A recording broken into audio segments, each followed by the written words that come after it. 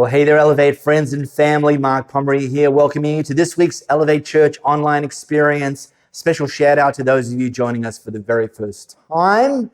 And we love to worship together, and we have a worship partner joining us every single week. This week's worship partner, they're pretty chilled, good chilled. They're called We Are Messengers, and they're going to lead us in a couple of songs. And even if you don't know the words, that's okay, because we're going to put the lyric on the screen so you can join in from wherever you are.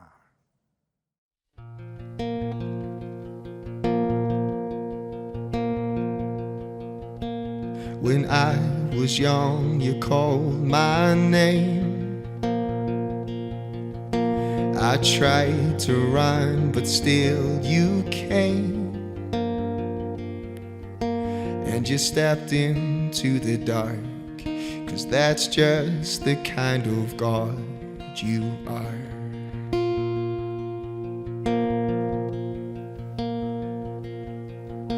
When heaven seems beyond my reach, you still see eternity in me. You're turning ashes into art, 'cause that's just the kind of God you are. Yeah. It's in the empty tomb, it's on the rugged cross. Your death-defying love is written in your scars.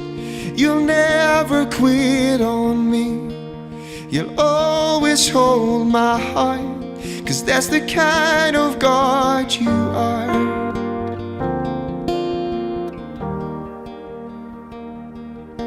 You gave me freedom from my sin. You told me I could start again. All the hurt is dead and gone. Now we're your daughters and your sons. Amazing grace, how sweet the sound. We once were lost, but now we're found. Forever you hold us in your arms, 'cause that's just the kind of God you are. Oh, it's in the empty tomb, it's on the rugged cross. Your death-defying love is written in your scars. You'll never quit on me, you'll always hold my heart, 'cause that's the kind of God you are.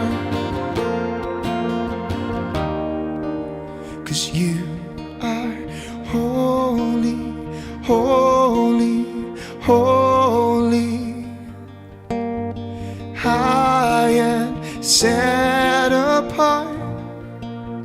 You are holy, holy, holy. And God, that's who you are. Oh, it's in the empty tomb, it's on the rugged cross. Your death-defying love is written in your scars. You'll never quit on me, you'll always hold my heart, 'cause that's the kind of God you are. 'Cause that's the kind of God you are.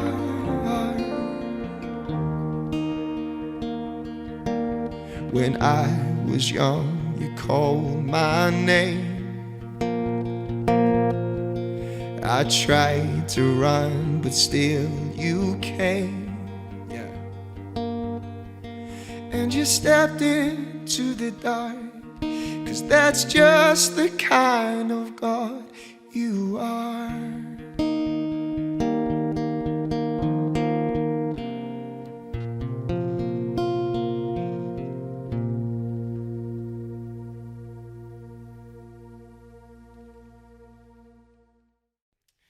1, 2, 3, 1, 2, 3.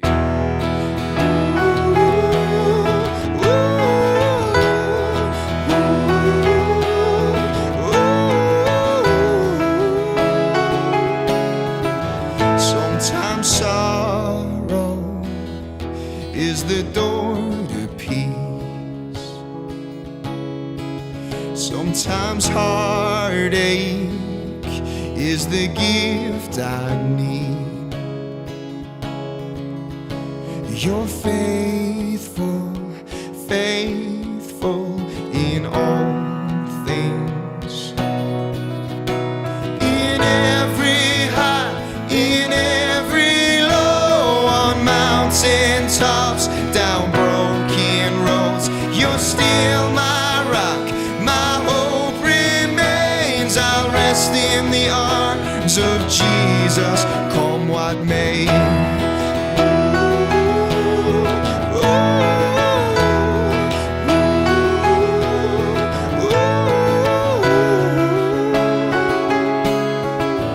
There is deep joy that you give to me,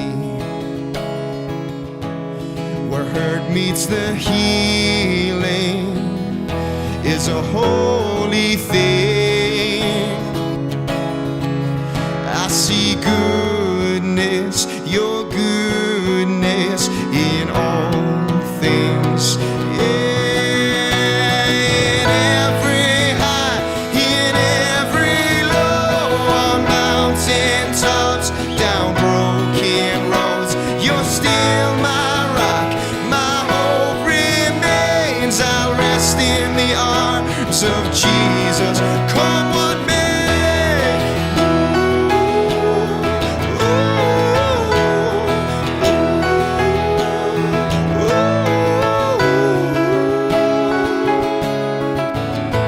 The Lord is my shepherd, I shall not want. He makes me lie down in green pastures.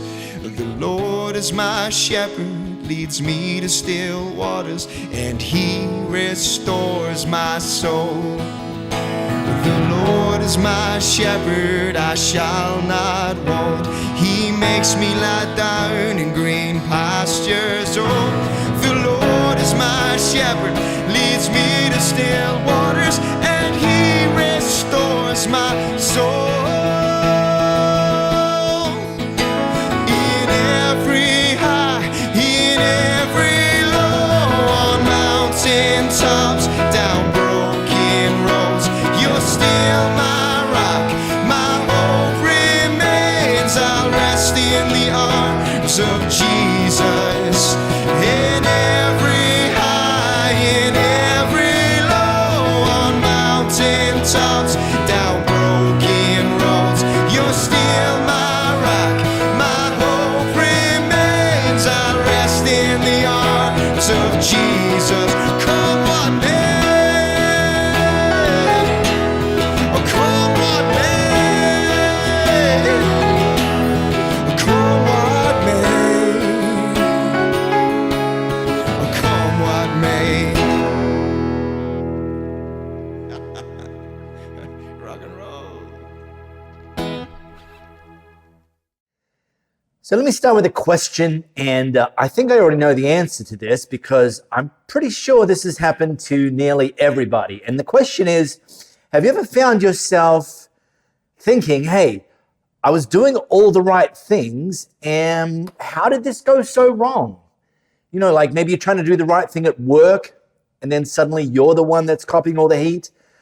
You try to do the right thing in your marriage, and before you know it, you'll find yourselves arguing.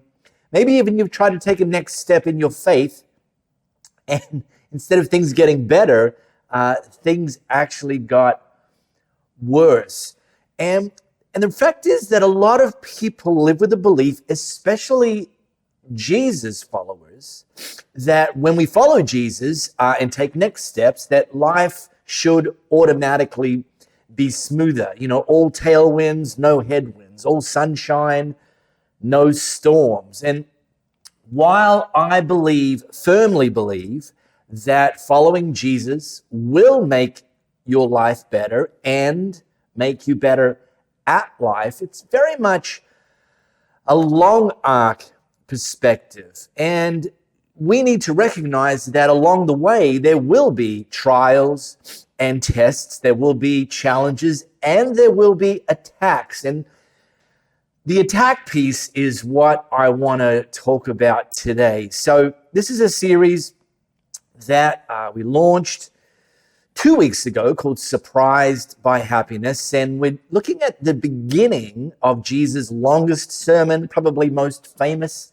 sermon, called the Sermon on the Mount, which he seemingly intentionally launched by teaching on how we can live more blessed, with more bliss, live more happy lives. So let's continue. Matthew chapter 5.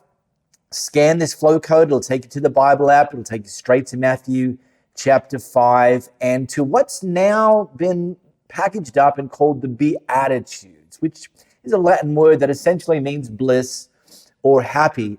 And in the first week of this series, we taught the first 3 of Jesus' 9 Beatitudes, which I said at the time, and I'll say it again, at face value, they seem upside down. It's almost like Jesus doesn't get it because he says you're blessed if you're poor in spirit. You're blessed if you mourn. You know, this week's featured Bible plan that we're working through says that one's kind of trying to convince us that happy are the unhappy. And then happy if you're humble. And now week 2, we taught the next 4, which kind of make a little more sense. Blessed are those who work up an appetite for God. Blessed are those who are merciful. Blessed whose hearts are pure. And blessed are those who work for peace. Strongly encourage you to either go back and watch them on this channel or grab them on our podcast. You can either go to our Elevate Church AU app or just go to your favorite podcast platform and search Elevate Church Perth. You can catch right up. Today is the 3rd and final installment of this series. We're going to look at the last 2 of Jesus' Beatitudes, probably the 2 that I think are the most upside down. And again, I already highlighted this. They really are summed up with this idea of we are going to come under attack from people. That's a given. You already know that. And really start to ask the question, how do we respond when we come under attack? So here we go. This is the last 2 of Jesus' 9 Beatitudes. God blesses those who are persecuted for doing right, for the kingdom of heaven is theirs. We started with that. You know what that feels like.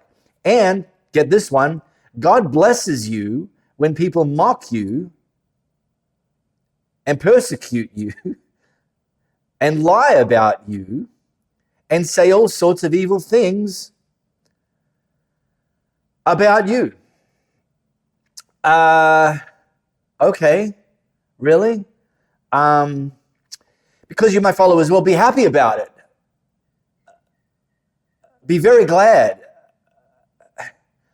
for a great reward awaits you in heaven. So according to Jesus, here's today's clues about how we can be surprised by happiness. Be happy when you're persecuted, when people mock you, when people lie about you, and when people say evil things against you. And I wonder if you're thinking, okay, I've been there. You know, you maybe have a colleague at work who's constantly criticizing you. Maybe you have a family member who's constantly mocking you. Maybe someone you used to be friends with who's now out there spreading lies about you. You know, and by the way, we'll get into that. But before we do, we talk about this idea of being persecuted for being followers of Jesus. I think it's important that we, let's get some perspective, shall we?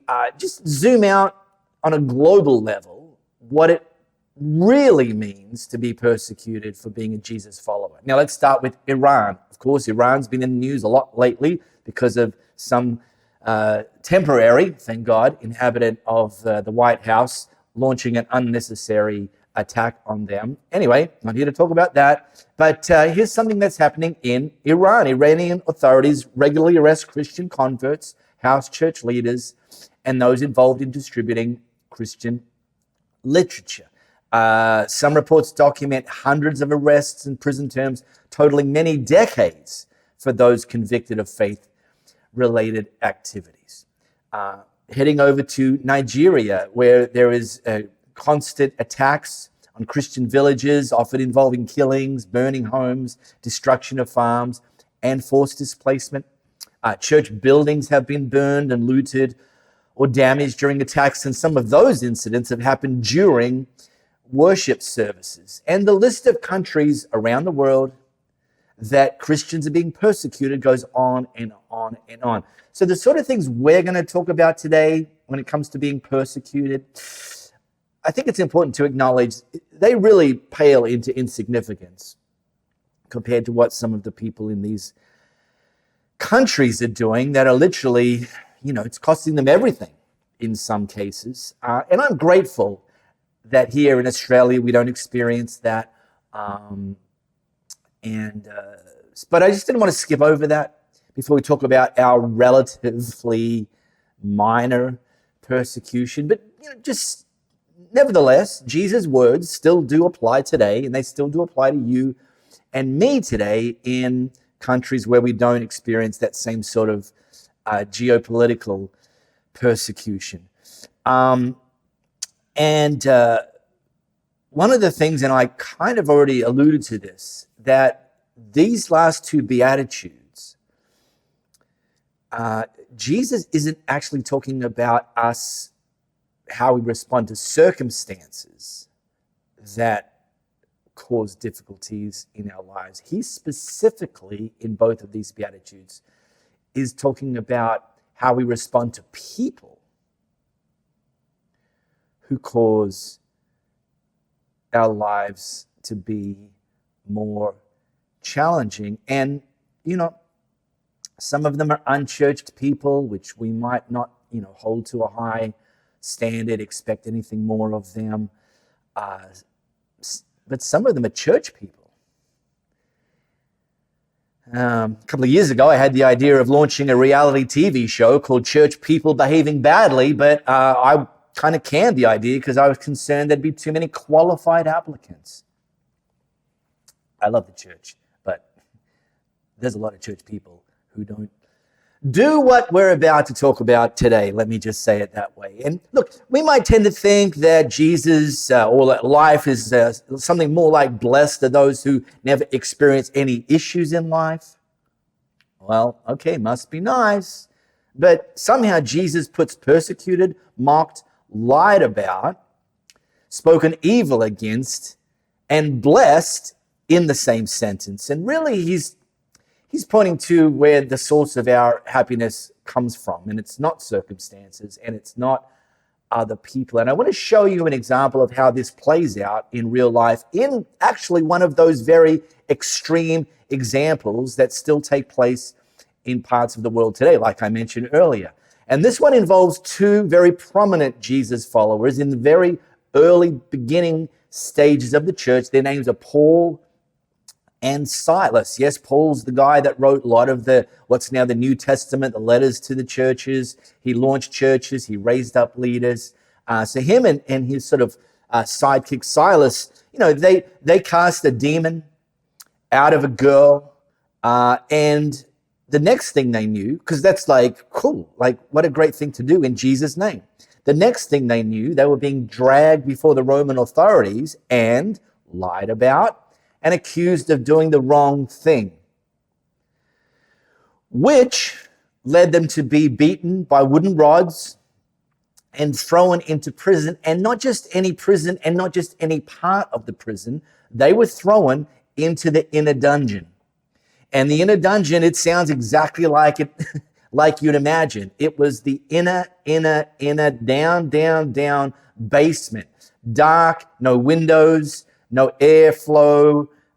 Like it's where the Roman authorities would typically put the worst of the worst, the people that they just wanted to forget about. And that's where we're going to pick up. Paul and Silas have found themselves as the result of being falsely accused, mocked, lied about, and had evil spoken about them. All of the things that Jesus said we should feel blessed when that happens. But this doesn't appear like they're being surprised by happiness. They were severely beaten and then thrown into prison. The jailer was ordered to make sure they didn't escape. So the jailer put them into the inner dungeon and clamped their feet in stocks.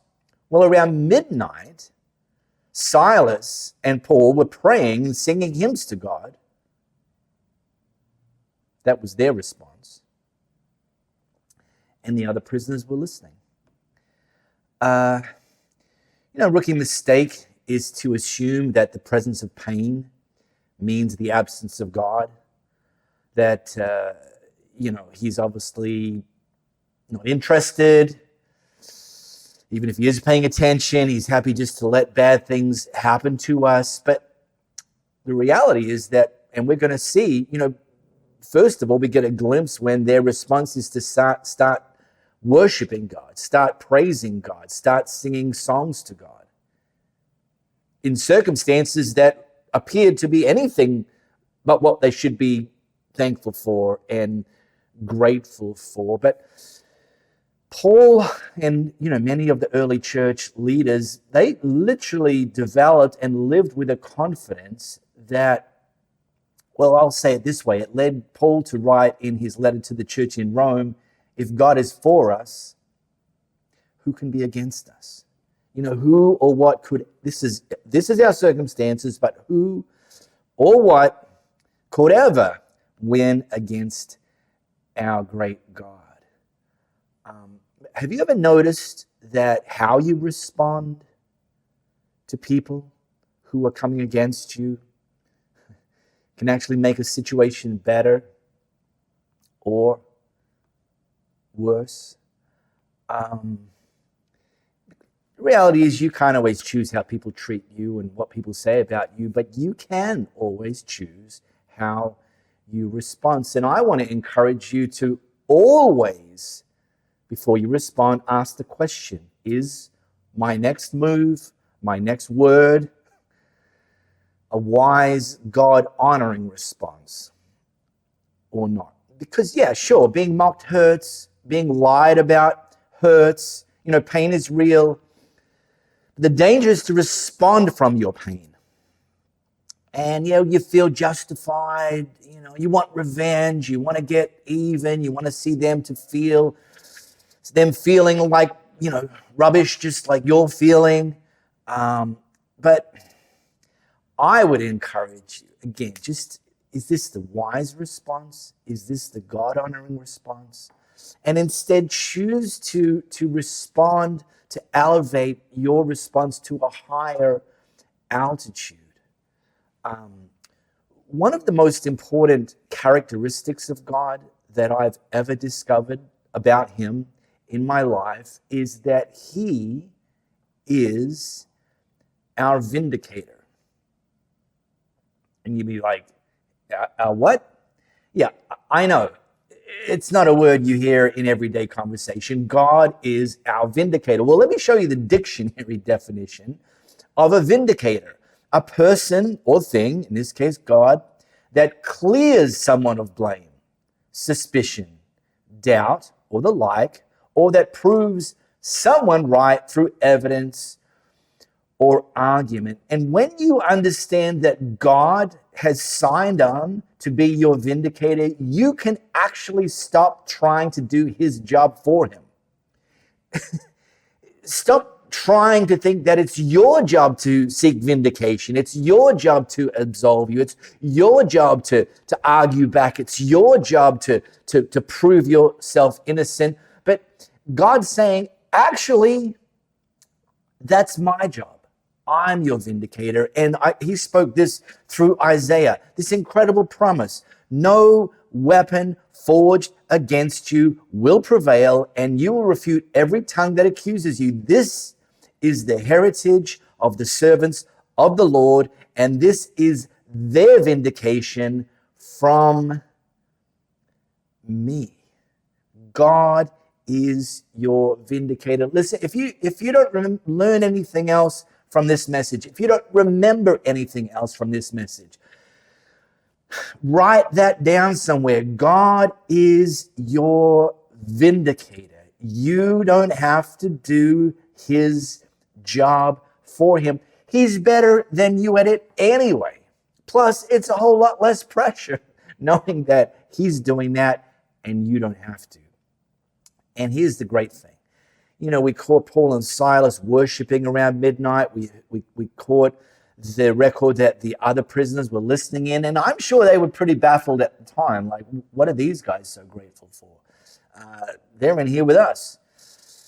Well, God, they never stopped trusting God, and God never stopped working, because suddenly, God loves doing suddenly, there was a massive earthquake and the prison was shaken to its foundations, which I think is hilarious, because Paul and Silas were never shaken to their foundations, but here we have this thing that the Roman authorities thought was designed to shake people to their foundations, but instead God caused it to be shaken to its foundations, and all the doors immediately flew open, and the chains of every prisoner fell off. Well, the jailer woke up to see the prison doors wide open, and he assumed the prisoners had escaped, which is interesting, because why didn't they escape? The jailer was asleep, the doors are wide open. I have to wonder if Paul and Silas never felt like they were in prison in the first place. Like, you can put their bodies in prison, but you can never put their soul and their spirit and who they really are in prison. But Paul shouted to him, "Stop, don't kill yourself. We're all here." What? The jailer called for lights and ran to the dungeon, and he fell down trembling before Paul and Silas. Then he brought them out and asked, "Sirs, what must I do to be saved?" Well, they replied, and it's the same answer to that question now. Believe in the Lord Jesus, and you will be saved, along with everyone in your household. And they shared the word of the Lord with him and with all who lived in his household. And even at that hour of the night, the jailer cared for them and washed their wounds. And then he and everyone in his household were immediately baptized. You know, I said earlier that God is your vindicator. And the reality is that how you respond to accusers, those that mock you, persecute you, lie about you, say evil things about you, how you respond to them will reveal who you believe God to be. Is he trustworthy? Is he always present? And is he your vindicator?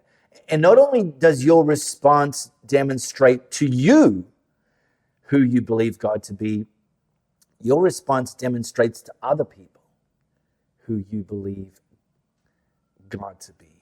And that was the exact exchange that happened here. The jailer realized that there is something that these guys know, or someone that these guys know, that is more powerful than the Roman authorities, more powerful than a prison, more powerful than what was said about them and what they were accused of. And he wanted in on that as well. And our response can be one of the most powerful witnesses of our faith in God to the people around us.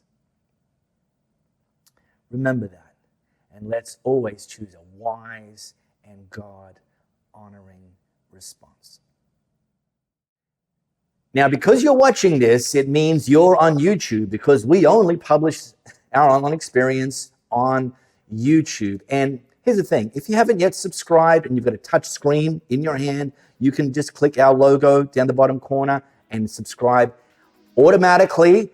If you haven't, go to a desktop, you know how YouTube works, and subscribe. Because not only do we publish a brand new online experience every single week, we also drip feed some of the highlights from our online experience in YouTube Shorts through the week. And they're just little hits of hope and faith and encouragement. So you can get them, they're 30, 60 seconds, kind of one a day for 4 or 5 days of the week.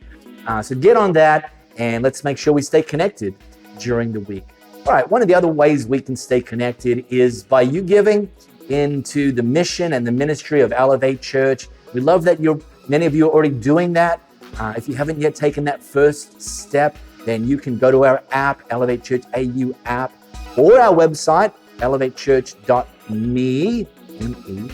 Look for the give sections and you can start giving using a debit card or a credit card from anywhere in the world. Okay, that's it for this week. Next week, we're launching a brand new series about the life of a guy named Jonah. And little spoiler, God called Jonah to do something, and Jonah tried to run from God and from the assignment. And well, we're just going to learn some life lessons about that. So we look forward to seeing you back here next week.